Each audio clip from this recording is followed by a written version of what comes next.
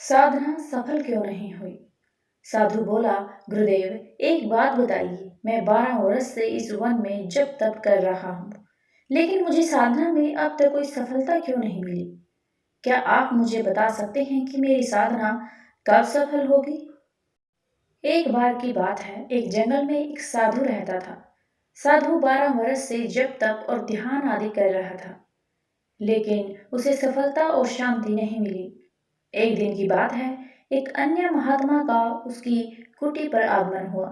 महात्मा ने रात्रि विश्राम की अनुमति मांगी। उस साधु ने अतिथि महात्मा को रात्रि विश्राम की अनुमति दे दी। बातों ही बातों में दोनों में ज्ञान चर्चा शुरू हो गई।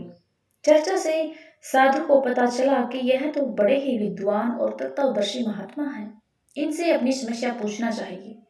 साधु बोला, गुरुदेव, एक बात बताइए। मैं 12 वर्ष से इस वन में जप तप कर रहा हूँ, लेकिन मुझे साधना में अब तक कोई सफलता नहीं मिली।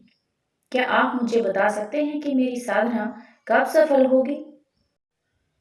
महात्मा मुस्कुराए और बोले, मैं तुम्हारे प्रश्न का उत्तर अवश्य दूंगा, लेकिन उससे पहले तुम मेरी एक कहानी सुनो।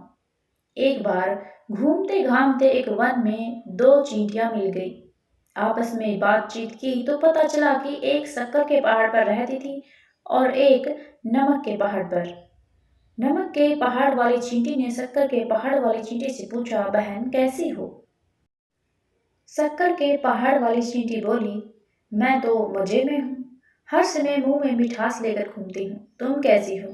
नमक के पहाड़ वाली चींटी बोली, मैं भी ठीक ही हूँ, लेकिन क्या बताऊं बहन, मेरा मुंह तो हमेशा खारा रहता है।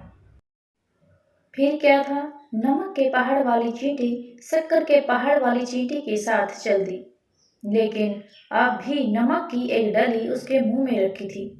पहाड़ पर पहुंचकर उसने शक्कर खाना शुरू की। शक्कर के पहाड़ वाली चींटी ने पूछा, अब कैसा मुंह है बहन? नमक के पहाड़ वाली चींटी बोली, अब भी खारा ही है। तब शक्कर के पहाड़ वाली चींटी ने देखा कि उसने अभी भी अपने मुंह में नमक की डली दबा रखी है। उसने पूछा कि ये नमक की डली क्यों दबा रखी है? नमक के पहाड़ वाली चींटी बोली, बहन, आते वक्त मैंने सोचा कि कहीं तुम्हारे पहाड़ वालों ने मुझे स्वीकार नहीं किया तो मैं भूखी मरूंगी, इसीलिए मैं एक नमक की डली अपने मुंह में रखाई थी। लेकिन अब तो तुम सबने स्वीकार कर लिया, इसीलिए मैं यह नमक की डली फेंक रही हूँ। इतनी कहानी सुनाने के बाद महात्मा जी बोले, क्यों भाई, कुछ समझ आया? साधु बोला, नहीं गुरुदेव, कुछ समझ नहीं आया।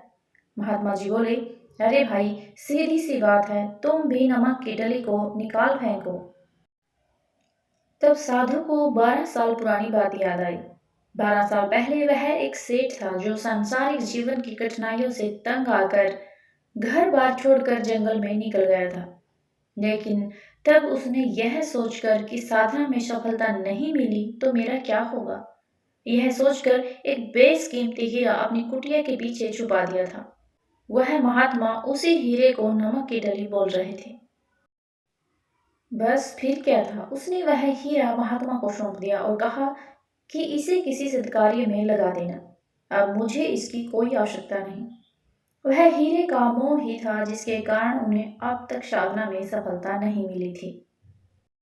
अगर कहानी अच्छी लगी हो तो प्लीज़ वीडियो को लाइक, शेयर और चैनल को सब्सक्राइब ज़रूर करें।